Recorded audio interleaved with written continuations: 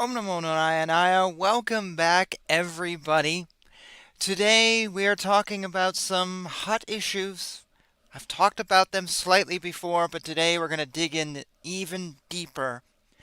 And they're very relevant to what is going on right now in October 2023.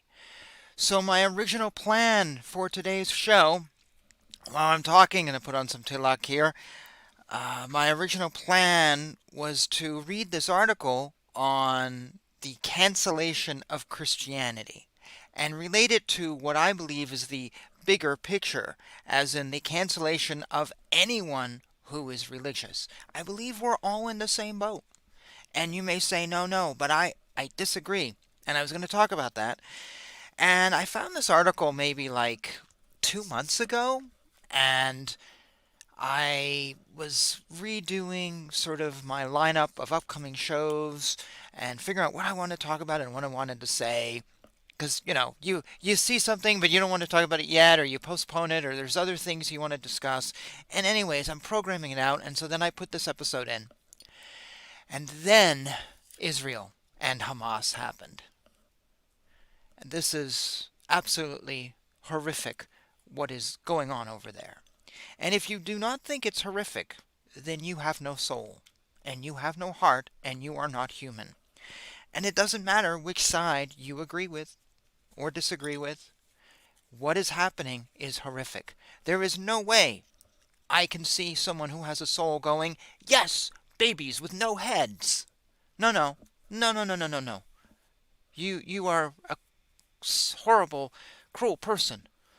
Or even if you're for Hamas going, oh, well, some Hamas people just got killed on my side. Oh, well, no big deal.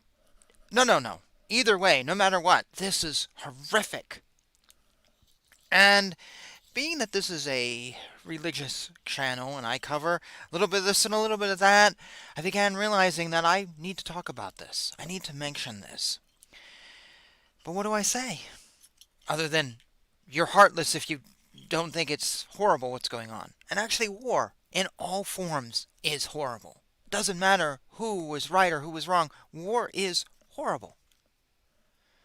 The only people who do not think it's horrible is BlackRock. And that's a computer, and that's a very perverse thing that's happening in our world.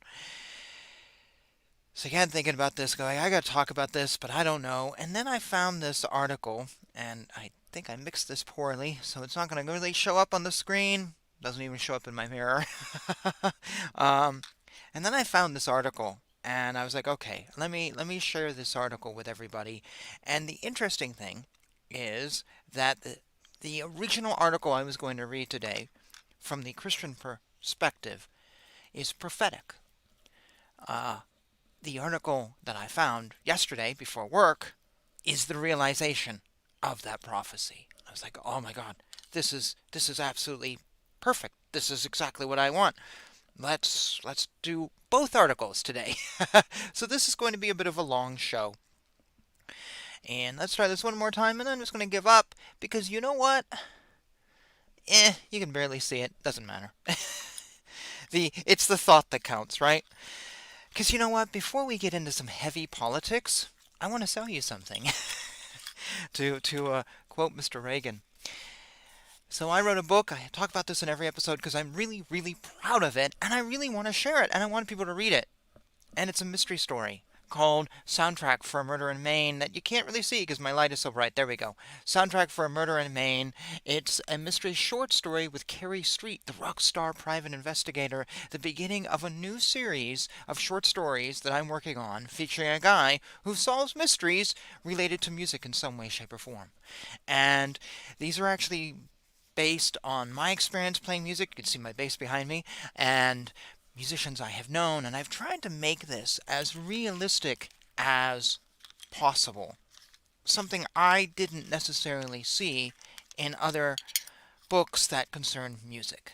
So this is the first in a series. I am so very proud of this book. I've had a great response. Someone wrote to me the other day and he goes, this reminded me of why I loved reading Sherlock Holmes back when I was a kid. And so please check this out. It's on my website. There's a link down below, or you can find it on Amazon worldwide, or, well, as far as the places I've Googled for Amazon, it's there. I think it's likely worldwide. You can also find it on other book distributors, but there's just too many for me to list here. It goes all around. I work with one of the biggest distributors in the world, so it is out there. It is in paperback. I keep it very cheap. So it should be affordable, whatever your budget is. Kindle is coming. I am currently working on the Kindle. Literally this morning I was working on it. The formatting for Kindle always kind of messes me up at some point, and I've had a little glitch, and so now I'm going back and working on it to get that out like this week. Anyways, if you want to support this channel, this is a nice way of doing it. I don't make much money off of this. I deliberately keep it cheap, not making a lot of money, so more people can buy it and more people can read it. But check this out, Soundtrack for a Murder in Maine, or you can find all my books on my website, or just go into Amazon or any other thing and type Aaron Joy. Now, I'm going to say in my town, we have a bunch of bookstores, used and new, and there's only one store in town that doesn't sell my books. They use a different distributor. All the other bookstores sell my books. So you can actually order this or order my stuff through your local bookstore, and then you're supporting me, and you're also supporting your local booksellers.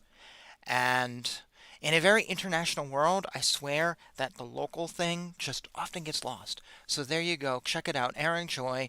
You can look for the book down below and then try to see if your local, in the link down below, and then try to see if your local bookseller has it.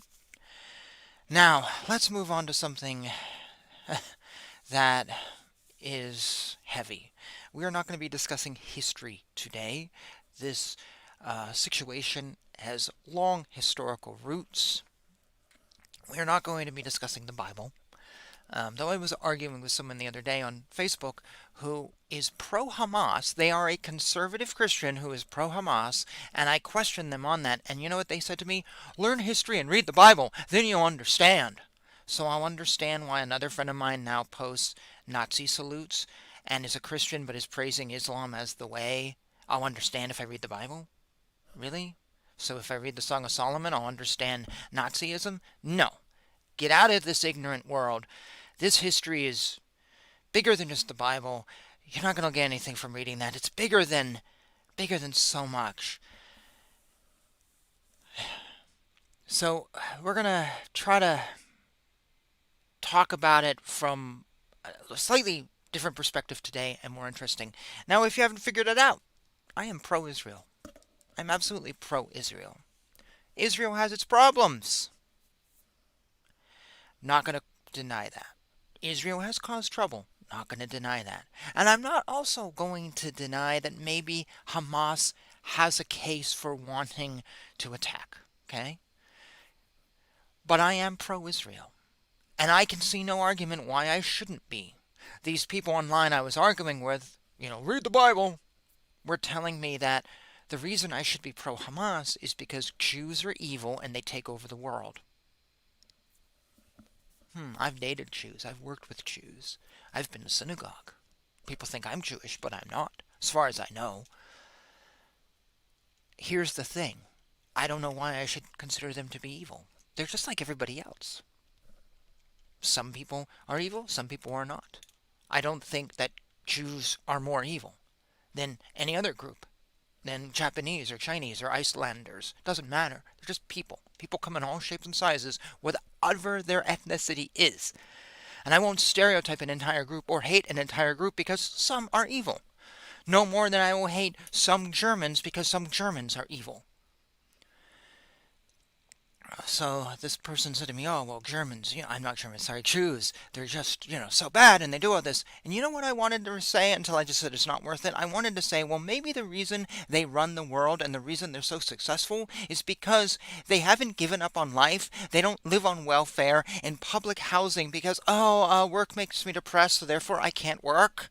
And maybe they do something other than watching porn all day and playing video games. Maybe they actually are not lazy. Maybe they take care of their body. Maybe they care about people or things or their life. They want to do something in the world. I don't know. There's many things. but maybe they don't sit at home wasting their time on the internet reading conspiracy theories while playing some video game while watching porn. Because trust me, you do that, it sucks up a lot of your time and a lot of your brain cells. And all the Jews I know are hardworking people with ethics. And they don't want to waste hours of their day playing shooter video games. They want to improve their life. And maybe that's why they're successful. Okay? Just gonna say. So when I look at them, I'm not jealous of them. And that's a key factor. I mentioned this in a previous episode, maybe the last one. In the recent ones. A lot of people are really jealous of a lot of other people, and they hate those people. Now, I can say whatever you want about me, but when I look at a person who I might be a little jealous of, you know my response, and I've said this before, I'm inspired. I want to do good. I don't want to watch 3 hours of porno. I don't anyways, but figuratively speaking, I want to do better. I saw a quote the other day. This guy put up a quote from Eric Clapton. He said when he saw Jimi Hendrix, he wanted to burn his guitar. A couple of us commented like, excuse me? I see a great musician. I want to try harder. I saw Reverend Horton Heat over the summer. Amazing psychobilly, rockabilly band. And you know what happened? I bought new strings for this thing. A new amp and a new reverb pickup within the first week after seeing that concert. Because I'm watching Jimbo Wallace up there. Boom, I'm like, oh my God. And I've also signed up for a 3+ hour learning course, which I'm doing. And I bought a new preamp pickup system for this, which was very expensive. And some new stickers. You can just barely see this red sticker that says Reverend Horton Heat on it, decorating the bass. I'm going to get my other bass out of storage. This is the smaller electric one. I'm going to get my big acoustic one out of storage, and I'm going to be in a band. That's what happened to me when I saw someone who amazed me. I wasn't like, oh, I hate you. I wanted to take you down, Reverend Horton Heat. I will destroy your career. No, I want to do better for myself. So these people who are like, oh, I hate the Jews because, I'm sorry, I can't hate them. I'm sorry. And I also support Israel because traditionally the things Israel has done is on my side. And to support Hamas now puts me against views that I have been against. For example, I am not a Marxist. So for me to support Hamas, who have allied with Marxism, I'm sorry, now I'd be supporting the team that's friends of my enemy? And I believe that Hamas is supported by Iran. I have been against what happened in Afghanistan. So if I now support Hamas, I'm now supporting Iran, which is my enemy. So, no, I'm sorry. Still don't see any logic why I would support Hamas. There's other things too. I can't do that. My head is too rational to switch like this without a good reason. So I stand with Israel. And if you don't, good luck arguing to me, because I'm probably not going to care. I've never seen an argument that says I should hate Jews. And there's also an argument that says, well, Israel started it first, therefore they deserve anything they get. Show me one of those little babies who started it. Show me one of those children and tell me what they did in the sandbox earlier in that day and how they started it. Not a single one did. So no, it doesn't work. Anyways, let us get into this article on Hamas and Israel. And this is from the American Thinker website. There is a link down below. I love this website. Yes, it is a conservative website. Big deal. If you're on this channel, I am a conservative. I've been a conservative for 20 plus years. 20 plus years. And this is a great website with articles that are written in by a lot of people, a lot of different perspectives. And so I want to read one that was just put out 2 days ago. It's called Hamas Makes It Clear That Israel Isn't the Only Target. It's just the first target. And this article is why I cannot support Hamas also. Besides the reasons I just gave. This is another reason why. Because I can't support the person who will attack me tomorrow. And that is the theme of today's episode. So this is an article written by Andrea Widberg. I'm going to read it and comment and read it and comment like I do. Andrea Widberg, let me just see if there's a bio of her somewhere. No. Okay. I don't know who she is, but she has submitted an article to the American Thinker, and in general, I really like the quality of their work. So here we go. She says, Las Vegas has a great slogan. What happens in Vegas stays in Vegas. Israel could have an opposite variation on this slogan. They could say, what happens in Israel doesn't stay in Israel. After all, Israel is just the canary in the coal mine. It's the Islamists' first target, but it's not their only target or even their primary target. It's simply on the front lines and a useful way to determine whether the rest of the world has the spine to face the Islamic challenge. Now, in the next article we're going to read today, it's actually from the point of view of a Christian saying that Americans are canceling Christianity. And the reason I believe they're going after Christianity is because it is the target right there, right in front of them. Much like in Israel, the target is the Jews. Yes, there's Christians there. There's maybe Hindus. There's maybe people from all these other religions who go there, because Jerusalem and whatever. But the Jews are the target. They're the ones running the country. They're the ones. They're the front line. Much like in America, Christians are the front line. But in the end, it's all the same thing. It's all about who is next. Because what happens today against this group, well, it's going to happen to another group once that front line is destroyed. We'll keep reading. This will become clearer if I'm mumbling my words. Today's evidence A for this truism is the call from Hamas for Friday the 13th to be a day of jihad. That was yesterday. If it was, I haven't seen any news about it. The call demands this jihad across the Muslim world. But let's not be naive. According to Islam, the whole world is now or will be a Muslim world. We draw bright lines. The Islamists do not. Most people became aware of this demand for jihad from the Daily Mail, which reported that Khalid Mishal, sorry if I mispronounced that, a former Hamas leader, issued the call. It says, a former Hamas chief has called for protests to take place across the Muslim world on Friday in support of the Palestinians and for the peoples of the neighboring countries to join the fight against Israel. He says, we must head to the squares and streets of the Arab and Islamic world on Friday. He currently heads Hamas's diaspora office. Mishal, who is based in Qatar, said the governments and peoples of Jordan, Syria, Lebanon, and Egypt have a bigger duty to support the Palestinians. He says, tribes of Jordan, sons of Jordan, brothers and sisters of Jordan, this is a moment of truth, and borders are close to you. You all know your responsibility. To all the scholars who teach jihad, to all who teach and learn, this is the moment for the application of the theories. So now is the time for global mobilization of Islam to make this an Islamic world. This is the problem these folks who are protesting Hamas do not seem to get. Today you're going, Hamas, they're killing the evil Jews. They're so much more successful than me because I watch porn all day. Or I go to college but I skip my college classes and my mom bought me my Maserati. So, my life is great.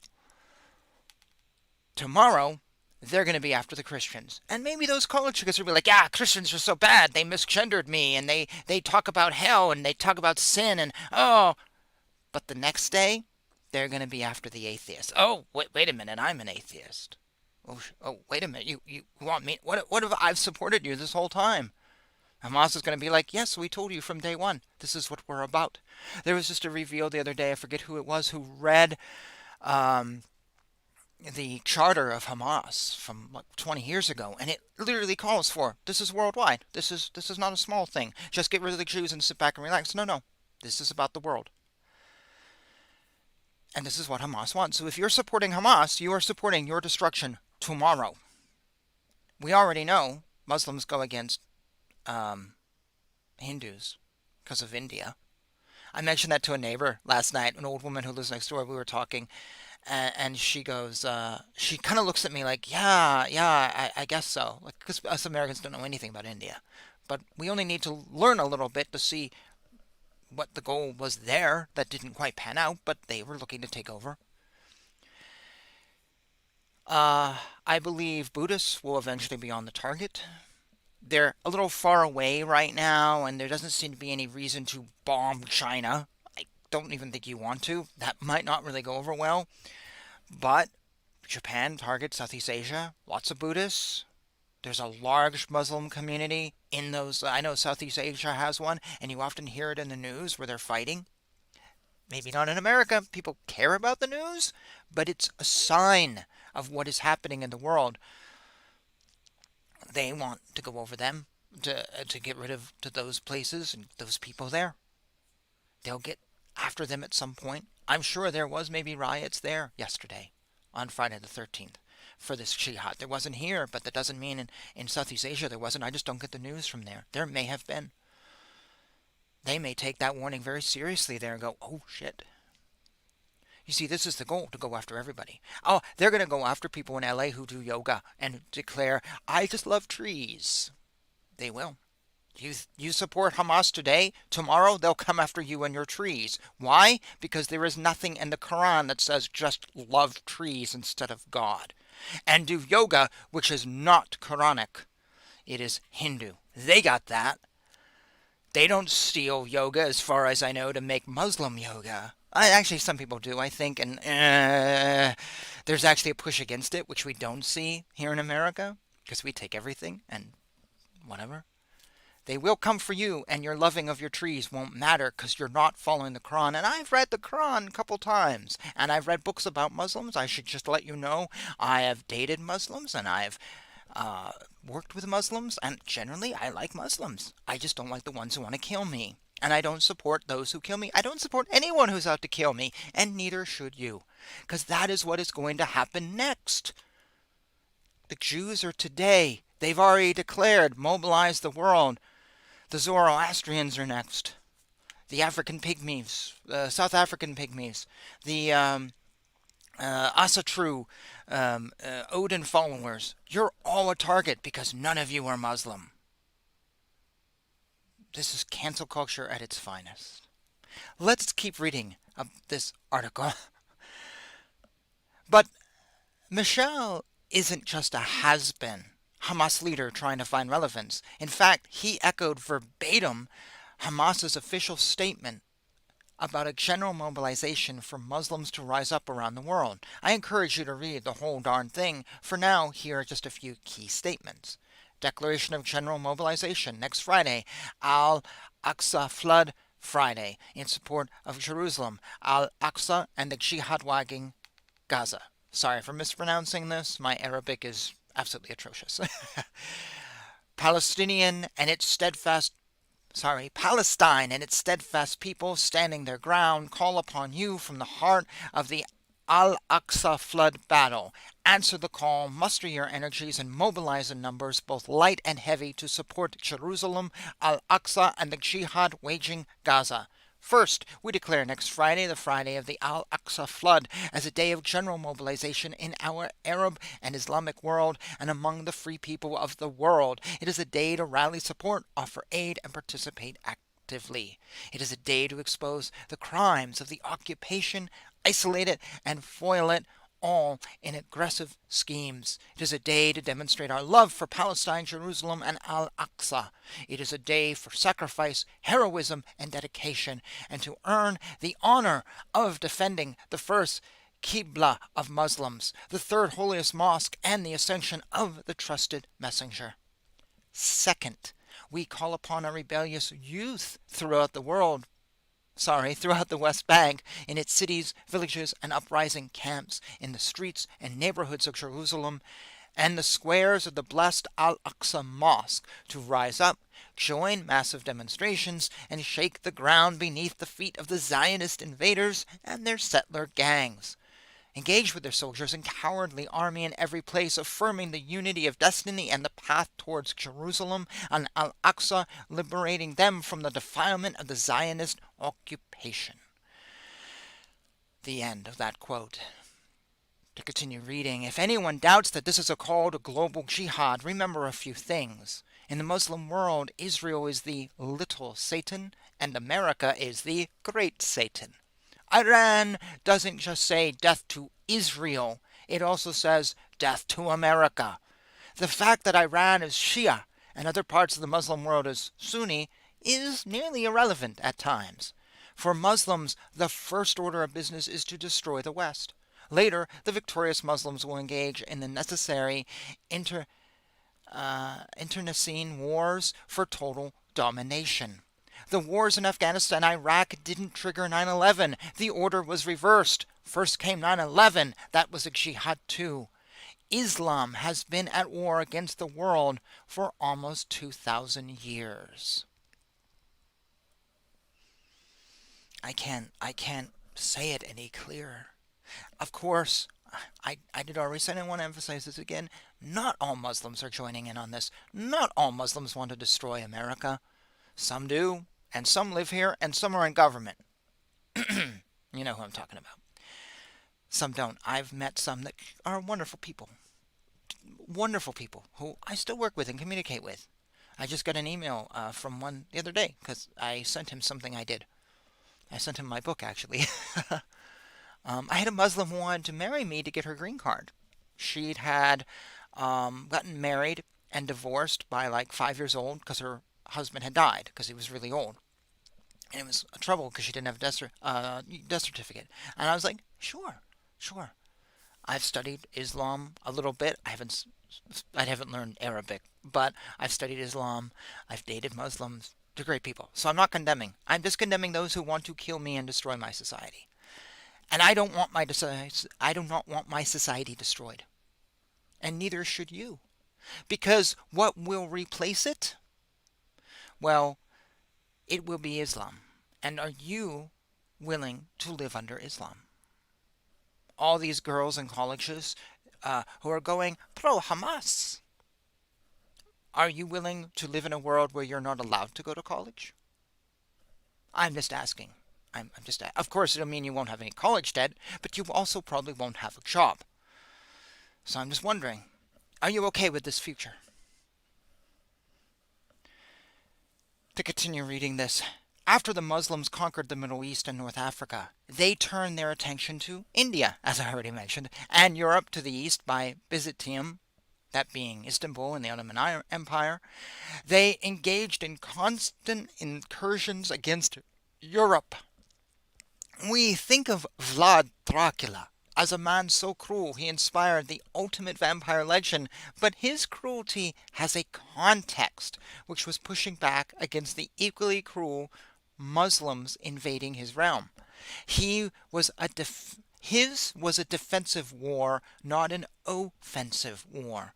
Muslim pressure against the West stopped temporarily only at the gates of Vienna in 1683. In the modern era, Muslims realized the West's weakness was hospitality. For decades now, Muslims have been pouring into America and Europe, whether because they're invited, such as was the case when Germany needed Turkish labor, or because of English guilt over colonialism and whatever, white guilt. They come as refugees. They immigrated via the normal immigration process, and that's great. They cross the borders illegally. Many of these Muslim immigrants to the West have assimilated and are wonderful citizens and good people. However, as the protests against Israel have unfolded in America and Europe show, many are not. When those who have not assimilated hear the call to jihad, they may answer. Well, nobody may have expected the Spanish Inquisition. Everyone should expect the global jihad. Muslims have never been shy about stating their goals and enacting on them in the most violent ways imaginable. The West is decidedly imperfect, but when I look at the Muslim world, whether as a Jew or a woman, I infinitely prefer what the West has to offer. And that is the end of that article. Short and sweet and to the point. This is not just, well, the Jews in Israel deserved it, so chop, chop, chop. People say learn history. Here's history. Here is history. This will not end anytime soon. The Muslims don't want this. And I believe the Muslims, the Hamas, I should say Hamas. To say Muslims is not really proper because it's not all Muslims. We'll say Hamas. My apologies. Hamas is fighting a long game. And I believe that they are willing to take casualties, maybe many of them, because it's the long game. They don't care about the numbers today. It's all about the numbers tomorrow. People will be sacrificed on their side today, and that, I hate war. I'm sorry. It's horrible. But tomorrow, it's fine. It'll all be worth it. We in the West tend to think more of, oh my God, we had 3,000 people die. That puts us in a freeze. Like, I can't deal with it. I don't know what to do. Well, for them, I think they just keep fighting. For us, we go, we stop. We don't want to play the long game because we don't want to sacrifice people to this greater cause. Here's the thing is, I believe that because of this, the end result of this is one of two ways. One is a militaristic loss on the side of Hamas. Something. Maybe a general is taken out. Maybe we bomb weapons factories and they literally are without guns. I don't know. Something just completely knocks them off kilter and they just can't stand up. Like America in the Civil War, the battles of Gettysburg. You know, it just knocked their forces along with some other battles to the point where they just couldn't find anymore. They couldn't get the men. They couldn't get the weapons. They were struggling. So it could be something like that. The other outcome is the end of Israel. And I believe because they're playing the long game, that is what we're going to see. It is the end of Israel. And it will be a second Jewish diaspora. I still stand with Israel. Because in the long game, I don't want to be Muslim. If I did, I would have converted already.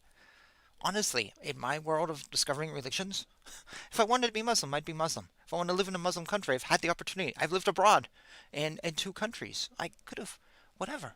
Now, America sucks. Could be worse, I think. There's some other countries I wouldn't touch with a 10-foot pole. But I don't want to live this way. So, anyways. That's the long game for me. So my Christian friends who are like, go Hamas, I don't get it. Or my conservative and Trumpster friends, I don't get it. You've just spent 6 years defending proud America, but now you're willing to support an organization that would fight against America tomorrow. Here's the irony, of this is there's many Muslims I absolutely agree with, and we're on the same side, and we see Muslims now in America going against the trans movement and going against the domestic terrorist label of parents and schools. So I'm actually on the same side with a lot of them. We want the same thing, and we both believe in God. But some Muslims feel I don't believe in the right one. Anyways. Let us move on to the next article today. I said that this article was prophetic of the one I originally wanted to read, because here we actually have a religious group saying we are going against another group. Actually, we just have a group, Hamas. It doesn't even matter if they're religious at this point, but they're just a group going against Jews. But they're not going to stop at Jews. They're going to go after anybody who isn't Muslim. The next article I want to read is actually looking at this from an American perspective of going against Christianity. And the point I was going to make in today's show was Christianity is just the front line. These universities, these organizations, these whatever, that I believe are literally trying to end Christianity, to drive it underground, to get rid of it, to do everything they can. They can't ban it outright due to our Constitution. But hey, maybe they can get rid of the Constitution. And I think they're trying to do that. They're going to go after Christianity because it's what we see. I mean, the Zoroastrian population of America isn't really a threat to anybody. The Hindu population, yes, they just released just built in New Jersey the second biggest temple in America, and that's awesome. Babs, good job. But most people aren't really concerned and don't really know so much about them. The Asatru population kind of keeps to itself. But Christianity is there. They're protesting this. They're here. They're whatever. They're a part of our culture. And so that is the enemy that they see, like Hamas sees the Jews. Hamas isn't going against us, true, because they're not there. They're not the ones. It's for them, it's Jews. In America, it's Christianity. But what happens next after the Christians are gotten rid of? After the Jews are gotten rid of? Well, Hamas has clearly said, you. And that's the point I want to bring up in this next article, because once Christianity is over, who is next? You. Why do I say that, though? Before we get into this article, why do I say that? Because it is the way of history. Someone said learn history, so I'm now telling you history, even though this person's not watching. History shows whenever we have a revolution, and a revolution has an enemy, we can think of the Soviet Union, which I happen to know a lot about. I've read a lot about. The Soviet Union had an enemy. It was non-Marxist countries. It was democracy. And that was their enemy. And Lenin rose up and took power. And then Stalin took over from Lenin. Well, what did Stalin do? Did he end democracy throughout the world? He tried, kind of, sort of. Maybe not. But that wasn't what he did. He didn't go, everyone in Russia, Soviets, let's go after. No, he didn't. What he did was he purged his own ranks. He got rid of everybody on the inside who might potentially remove him from power, who didn't follow the party line. He purged the ranks. Trotsky was let go. Was removed, not because he was old or irrelevant, but because he had the wrong ideas. And because he was actually super, super popular. People really liked the guy. He was very popular. He could have been the leader of the Soviet Union. That would have been scary. It may not have been any worse, but he wouldn't probably have been any better on some level, given his history in the Red Army. But Stalin purged the inside. He purged those who had supported him. He cleaned the ranks up. He didn't get rid of the enemy. He never got rid of the enemy. He got rid of other little enemies, but never that one. Partly because he just can't get rid of democracy, but also because a true leader who is intelligent, who knows their military tactics, or a government leader who knows their tactics, and I believe he did, never gets rid of their enemy, because the outside enemy is not the threat, it's the inside enemy that's the threat. It's the people on your own side you need to get rid of. The outside enemy will rally people. The outside enemy is the one who you can get people emotional over. Yes, we have a united task. So you don't want to get rid of you don't want to get rid of that person, because if you get rid of the outside enemy, who are you going to rally the troops around? Nobody. And that's when they start thinking and maybe come after you, and then it's just going to be a complete purge and chaos. This is the history of every single revolution, or most of them. They don't actually get rid of the enemy. They want the enemy because it keeps people focused on something. The Russian Revolution had this problem. They were against the crown. They got rid of the crown, and if you know your history of the Russian Revolution, it didn't last. We're not still living in it. No, it fell apart and then was rebuilt, and it fell apart, and it started getting rid of... It had nobody to rally around. Oh, yes, we've gotten rid of the crown. Well, wait a minute, that makes me the boss. Oh, why are you against me? I always say this about Trump, or I have said it about Trump. They're not going to put Donald Trump in jail, because the moment they put Donald Trump in jail and get rid of him, Democrats have no one to rally the troops around. People are not protesting in the streets against Vivek Ramaswamy. Governor Christie isn't causing mass riots. Nobody cares. But with Trump, they care. They want Trump. Also, whenever the government does something wrong, that's when you throw Trump up. Oh, it's his fault. Well, if he's in jail, it can't be. Or if he's out of the way, who are you going to throw up in the news to distract? Oh, did you hear what Trump did? Not what we did, but what Trump did? Always. So, whenever you are government, you want an enemy. Stalin had faults, but all he had to say was, sorry, it's democracy's fault. It's not my fault, it's democracy's fault. He had someone to blame. If he had gotten rid of democracy, he'd have nobody to hide behind. So that is the way of revolutions. Revolutions don't get rid of the enemy and then sit back and go, oh, we got rid of those Jews, now let's enjoy Jerusalem. Anyone for tea? No, they don't. Hamas is very honest. They're not even playing a game. They're going, hey, once we get rid of this point, you're next. And in America, we're going after Christians, and then it will be me, and then you, and the Buddhists, and the yoga teachers, and the spiritual tree lovers, and whoever else you can name. We're all next. Because those who are against Christians are also against religion, because Marxism is anti-religion.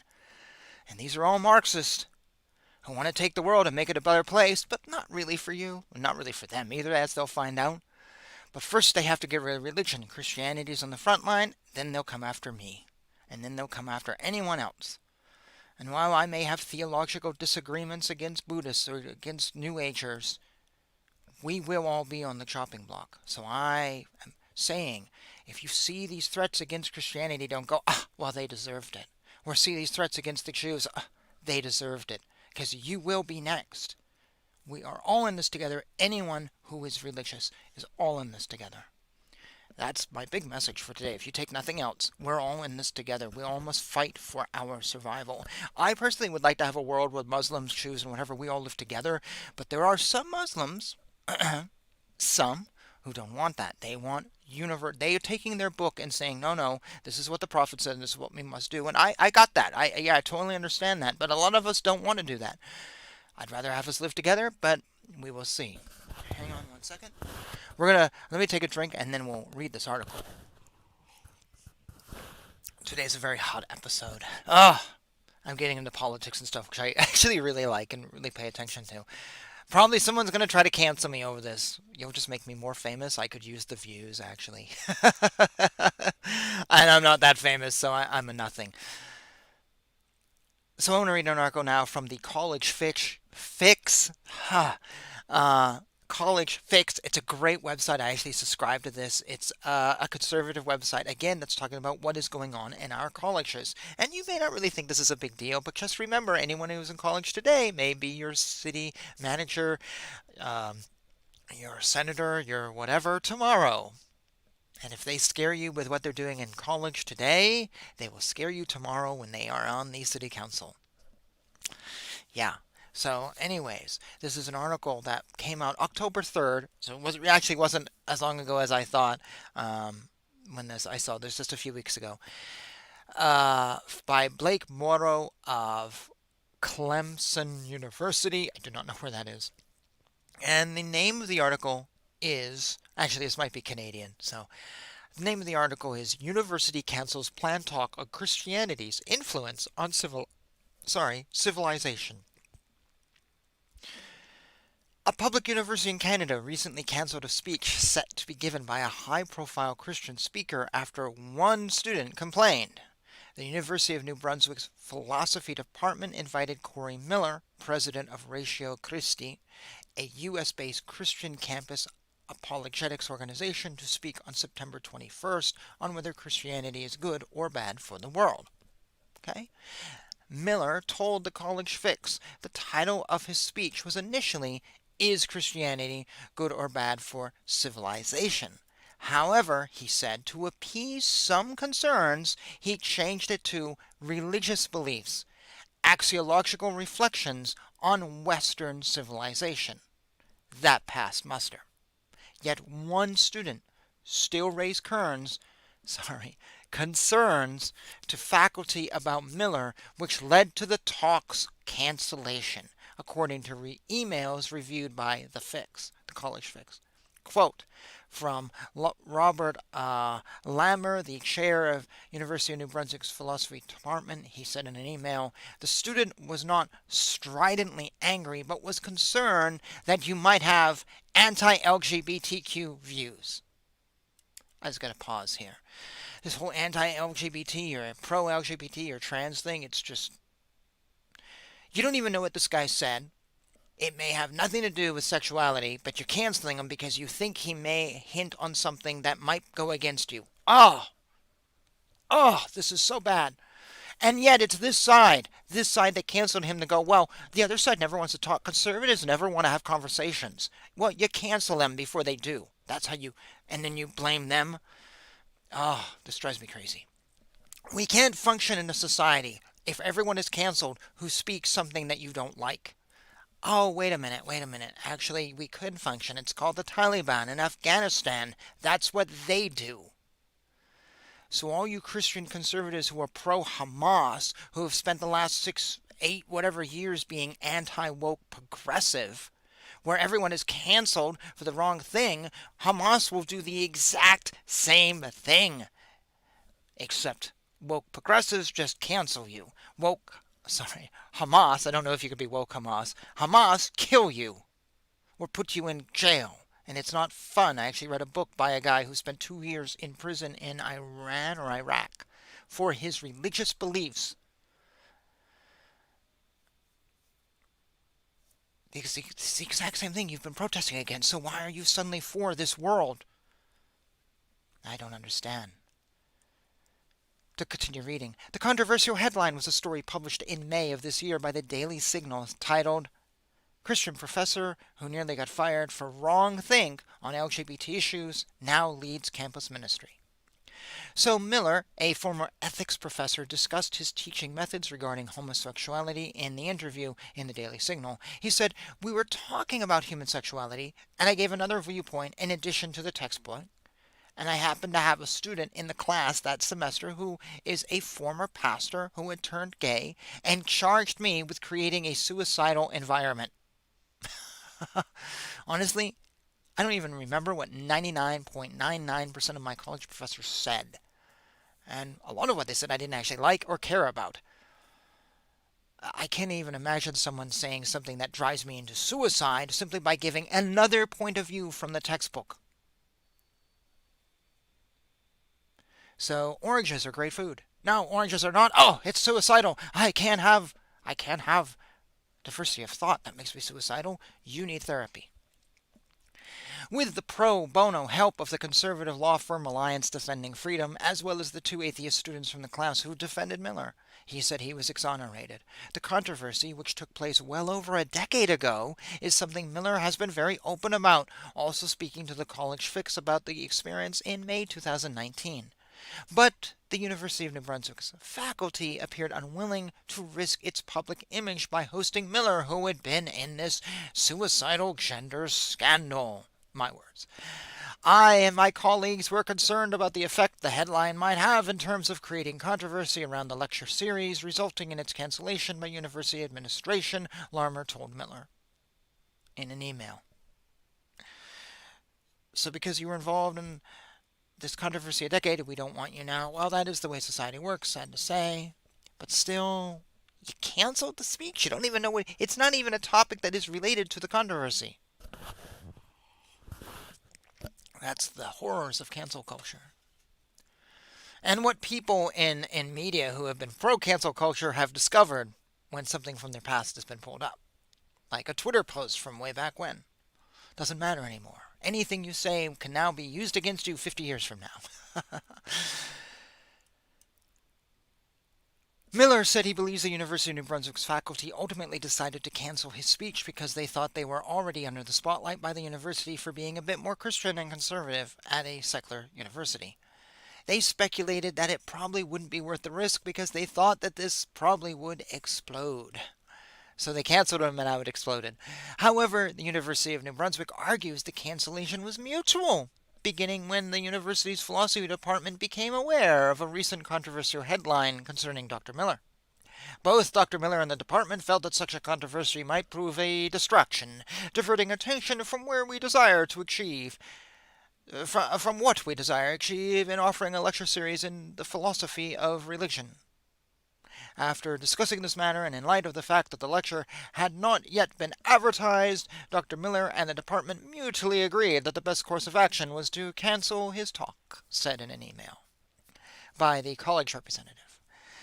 Interesting though, that this talk diverted the attention from what they wanted in this series of the philosophy of religion.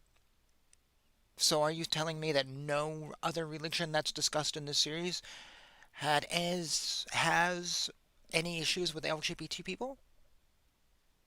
None whatsoever. So all religions are pro LGBT except this guy with his Christian thing, because it is Christianity. It's not just him. It's literally Christianity on a whole. Anything that's Christian would have been canceled questionably. Because there's no way. I mean, his talk had nothing to do with the reason he had been canceled in the first place. So it doesn't make sense. So it's really against Christianity. But that's interesting. So all the religions are fine, and we knew that when the lectures happened, none of them would discuss LGBT issues. But because he's Christian, he probably would. It doesn't makes no sense. Makes no sense. None of this makes sense.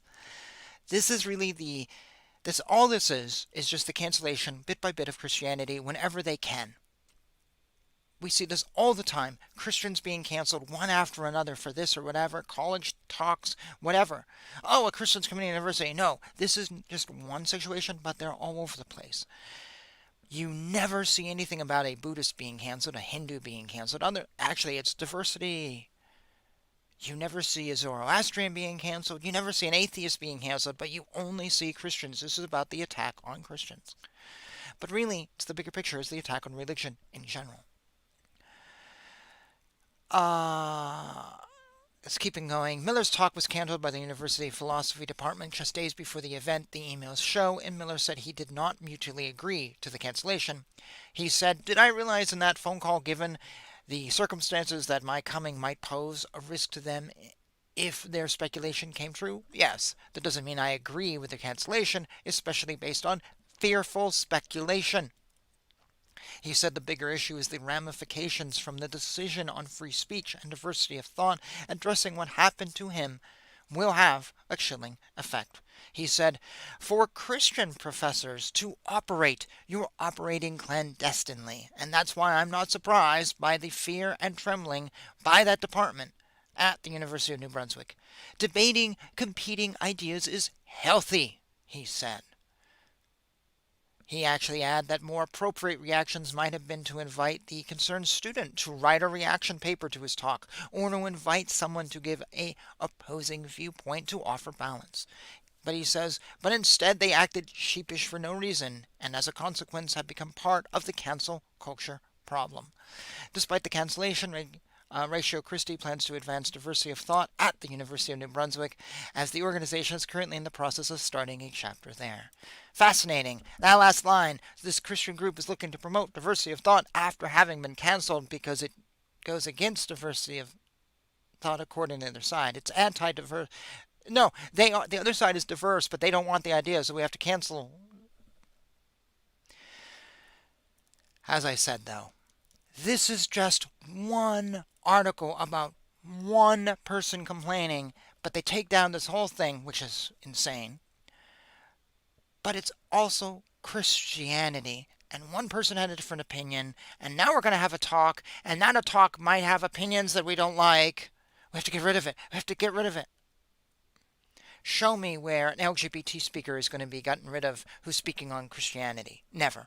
Or like I said, where a Buddhist professor is going to be dismissed. Well, we don't want him because he might say something that's offensive. Because one point he said something in a lecture that one person didn't like. This is what's happening. This is what will happen under Hamas, folks. And this is the society we live in now. Feelings are all that matter. Cancel someone because you think they might say something. You have no idea what they might say, kind of like I do these shows. I honestly don't know. This is not scripted. But you cancel me anyways. Whatever. Because alternative views are now fearful. Isn't that interesting? The whole left is anti-fearing of alternative views. Isn't that also Hamas? They don't want to live in harmony with the Buddhists and the Hindus. They want to get rid of them. Liberals want to get rid of anyone with an alternative view. It's funny. That's why they support Hamas. They all want that authoritarian rule.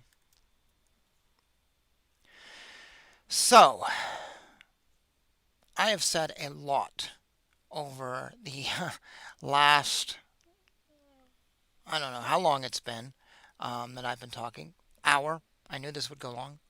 Some of these things may piss you off. Some of these things you may agree with. Some of these things you'll be like, yes, that makes sense. Others may be, it was a jumble. I didn't get it.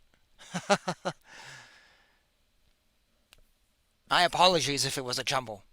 Obviously, I'm heated. Sometimes I get really heated. I stand with Israel. I support Israel. Not necessarily because they're the best person, but because of what tomorrow holds. People don't see tomorrow. That's the problem. They don't see the bigger picture. The bigger picture matters. Like I said, though, I think the winner will be Hamas. I think Israel might be done with. The murder is going to continue. The death rate on both sides is going to continue. Victims who are innocent are going to continue to die, and that is horrible. And I hope to God this does not become World War III, because that will be destruction for all of us. As I said to my neighbor last night, there's a difference between today, and she mentioned World War One, but I forget what it was in reference to, but I said, well, in World War One, someone attacks you, you could kind of wait a little bit of time and go, what are we going to do? But today, if someone launches their missiles, you have no time to debate, gosh, well, what if we give it a week? No, the missiles will land. They will destroy all the world immediately. We're done. That's it. Or if one person fires their missiles, you're going to fire yours, then somebody else will fire. You have no time to wait. That's the problem, and the outcome is deadly. In World War One, they could shoot a little bit. You had a little time because of the technology, but today the technology means death to us all. There will be no survivors. Well, there may be survivors, but we all will be victims. Hamas will be able to expand and have a Muslim world. It will be radioactive. And I don't know where that's written in the Quran. Destroy the world. Destroy the world and it will be yours. You will be dead with your virgins. There will be no world, but maybe that's the goal. I don't know. This is a horrible fight. Every fight we've had, every war we have is horrible. Every war is horrible. But the technology makes it scarier and scarier and scarier. And actually, here's the catch-22. Hamas could win without firing any nuclear weapons. You know how? All they have to do is cut out the internet in America. Boom. The chaos from that. Imagine losing your phone. Not losing it physically, but it just doesn't work. For a couple days. A week. Imagine having no internet access for a week. Imagine not having Netflix. Can't watch your porn online. You can't check the stock market. Actually, maybe they disrupt the stock market. Actually, maybe that's it. They just shut the machines off that are running the stock market, that are based in New Jersey or Texas or wherever they are now. They just disrupt that. Watch what will happen when your bank closes because everyone's rushing to get money. That will be as bad on some level as a bomb. You'll survive. Your life will be miserable. That's all they have to do and they win. And it'll be chaos. And that is the state of our technology now, that they could do those things. They don't have to murder us to win. They can collapse our entire system. And we will go, okay, sure, what do we do? What do we do? Joe Biden will look around a little bit and go, sure, tell me what to do. I ate a hot dog. That's it. That's how scary this is. So those of you supporting Hamas going, yeah. Are you okay losing your internet for a week? Are you okay becoming Muslim? Maybe you are. I mean, there's a lot of great things in Islam. There actually is. I just finished reading a book about Napoleon in the Middle East. I think I recommended this in another show. It's absolutely fascinating. And he just did them shit. He had nothing to offer them. They had a great society. Yes, it had problems. Every society does. But is this what you want? I don't know. So, I'm going to end here. And I'm going to be honest with you. I knew this episode was going to be hot. Cancel culture is something I talk about periodically. We will talk about it again. Unless I get canceled, in which case maybe I can thank you. It'll increase my book sales. But the thing is, this has probably been hotter than I expected because of what's going on right now. Because I don't understand what's going on. I don't understand Christians being against something that they should not be. I don't understand this. Honestly, we should all be saying stop. Not fight, not kill, but just stop. Now, Hamas, please stop. Israel, stop.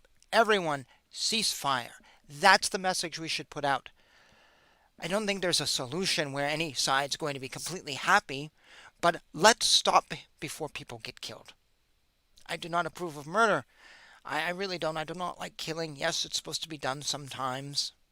But, ah, if you're going to kill someone who is guilty of coming at you. But the killing of babies, I just can't. I'm sorry. I don't see how these babies have hurt Hamas. Maybe they'll grow into Jews who will hurt you, but work now and create a situation where they won't be. And I feel sorry for those Muslims who are not supporting this. And maybe they can't speak because their Muslim friends are. This world is very dark and very scary. And everything that I always thought should never happen, which I was taught when I was a boy, seems to be happening. It's very insane. 1984? A puppet president? Economic breakdown? What the hell? And then World War III? This is what we were told when I was young.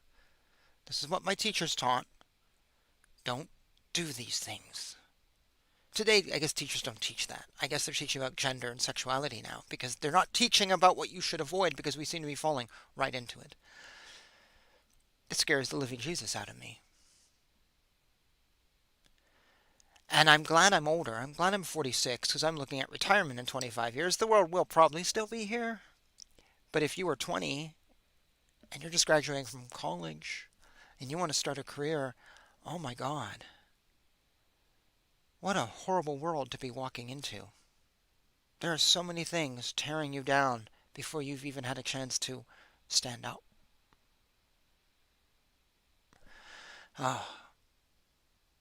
Anyways, some of you will disagree with what I've said in this show. Some of you won't. Like I said, you're not going to convince me why I should hate Jews and why I should hate Israel, because I think the situation is far bigger than just what happened yesterday or what the Jews did yesterday or whatever. It's a big situation, and we will see where this goes. I don't really plan on talking about this again. This is just sort of my outpouring of frustration.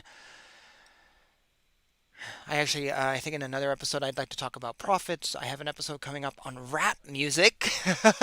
Some very light-hearted things because we can't dwell in misery all the time. So, with that, if you'd like to support my channel, buy one of my books. It's giving you something enjoyable to read. It's not just supporting me. I don't do like a Patreon thing where you can donate money or subscribe. I don't do any of that. Like Rumble, you can subscribe to me and we have time together that no one else sees. I haven't figured out what to do with that. I don't think any of you would be doing that. So I don't do that. But picking up my books, you get something to read. There might be a book here that you like. Check out my website below. You're getting some more enjoyment out of this and not just handing over money. You're getting something for it. That's the way I like to do it. So that's the way to support me. If you want to watch this show on other forums, I am on Rumble, Spotify, Anchor Podcasts, and BitChute. Just search Pramanandas Bhagat, my spiritual name. On any of those channels, you will find this show and this daily stuff I do. Part of that is if YouTube should ever ban me, I have a backup. My streaming will probably then be done through Rumble, so you can check me out. If suddenly this vanishes, go over to Rumble. I'll still be putting stuff out. And yeah, I think that's a good place to stop. Someone said to me the other day, read the Bible, you'll get all your answers. Nah. I saw someplace else they said read the Ramayana, you'll get all your answers. If we only approached the Middle East crisis like the Ramayana. I don't know about that. I don't know if there is any solution that we can get from one book. But we can pray. And we can hope and we can believe that God hasn't abandoned us. That maybe we can do. So, with that, I'm going to say thank you for joining me today. Thank you for joining me always. Thank you for watching my show. Thank you for welcoming me into your home, your life, whatever. And take care of yourself. Grow spiritually. And until next time, Om Namo Narayanaya, which is the ultimate mantra coming right from the Upanishads. Om Namo Narayanaya.